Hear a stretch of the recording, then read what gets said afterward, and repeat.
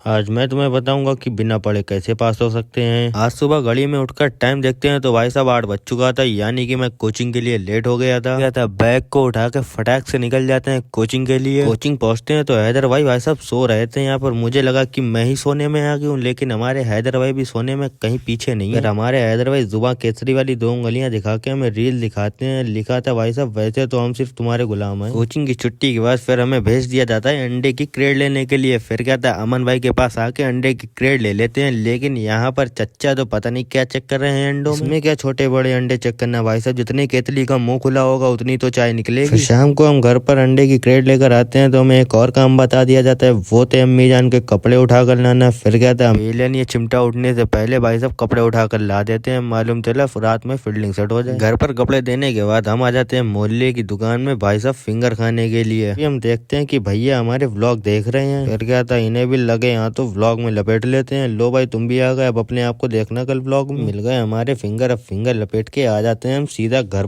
पर आकर बैग उठाते हैं। इसमें से हम अपनी नींद की दवाई ढूंढने लगते हैं। नींद की दवाई में से एक नींद की गोली निकाल ली हमने। ऐसे अगर बिना पढ़े पास होना है तो भाई साहब ऐसा तो नामुमकिन है बिल्कुल भी। अगर 12th में पास होना है तो थोड़ा बहुत तो पढ़ना पड़ेगा। देखो जैसे मैं पढ़ रहा हूँ, अगर बिना पढ़े पास होते तो भाई साहब मैं लेकर नहीं बैठता आज ये। और हाँ पढ़ लो भाई, 1 ही 2 महीने रह गए हैं पास होना है। अगर व्लॉग का करते हैं यहीं पर इंतकाल, मिलते हैं कल के व्लॉग में।